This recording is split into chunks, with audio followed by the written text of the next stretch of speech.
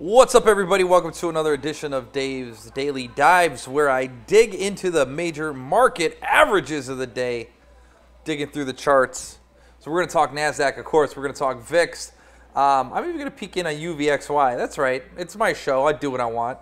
S&P 500, of course. And now, normally I give you 5 Zacks Rank #1 strong buys breaking out to new highs. Today, we're going to flip it on its head. I'm going to give you 5 Zacks Rank #5 strong sells that are at 52-week lows. So 5 stocks that the market is pretty much squashing. So if you're looking for a buy the dip candidate, stay away from the 5 that I'm telling you about. I know that's going to upset some people, but that's what I do. I upset people. All right. First, we're going to take a look at the Nasdaq because of the significance of today's price action. Now, I've been going off of this fib, the May lows to the June highs, and I have it coming all the way down to the 76.4 before extending higher, nearly ticking the 38.2% extension, and now it's coming on down. Today, we blew through the bottom of the 50-day moving, blew through the 50-day moving average. I pretty much said it was a statistical inevitability that we were going to retest that 50-day. Sure enough, we did so today, but you shouldn't be too worried because there's some support in place, namely this 38.2 right here.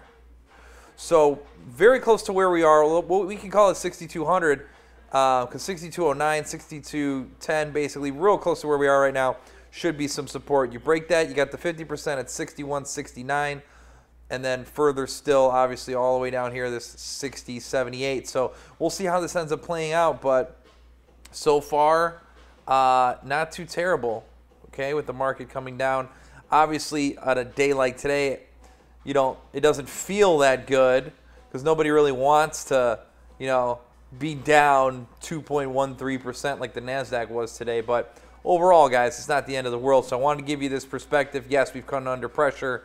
And the Nasdaq did go lower, but those are your levels of support. So 62.09, and then the next step 60.78 on the Nasdaq. Let's look at the S&P 500, see how that fared today, and you're going to see a pretty similar story here of nearly top ticking, getting up through that fib extension, and then now challenging this 50-day. So tomorrow it's going to be really important to see what happens with the S&P. Does it get back to the 50-day? So 24.47, I think, is what you guys got to look for. If it closes back above the 50-day, then it's going to be another one of these situations where we get this, and we have it all the time, where we kind of dangle dangerously right near that 50-day and then find a bid higher, okay? So that's what you should keep an eye on, the 50-day, 24.47. Next level support, the 23.6 on this retracement. That's 24.30. So shaping up, I think, to maybe do some shopping tomorrow morning. Don't freak out about the VIX, though. Volatility is back a couple days in a row here, and now you have the VIX up over 16. Thank goodness. It's been a long time since we had the VIX up over 15, for that matter. The last time you had a significant move bigger than that got up to 23 last November. If you remember, heading just before the election, we had a little spat of volatility, which then resulted in this kickoff of a real nice rally. So a little bit of volatility here. We'll see if this can continue. I know the guys in the VIX pit want to see it happen.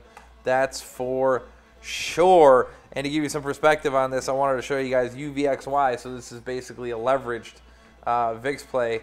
And look at the spike that this thing has had, up from 30 all the way up to 40.93, so a nice little move there. All right, let's take a look at 5 Zacks Rank #5 strong sell stocks that, while you're doing your bargain shopping tomorrow, maybe you want to avoid. So the first is Core Laboratories, ticker CLB.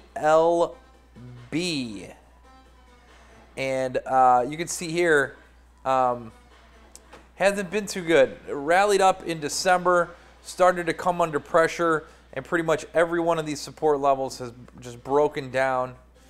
Last time it was above the 50-day moving average was July.